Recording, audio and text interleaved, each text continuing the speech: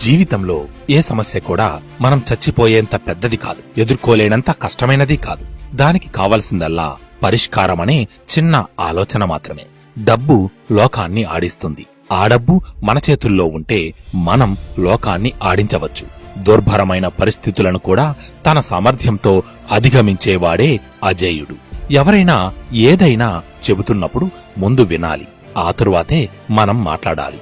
అప్పుడే వాళ్ళు చెప్పింది మనకు పూర్తిగా అర్థమవుతుంది.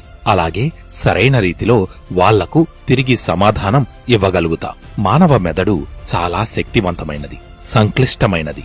దాని యొక్క పూర్తి సామర్థ్యాన్ని మనం ఇంకా వినియోగించుకోలేకపోతున్నాం.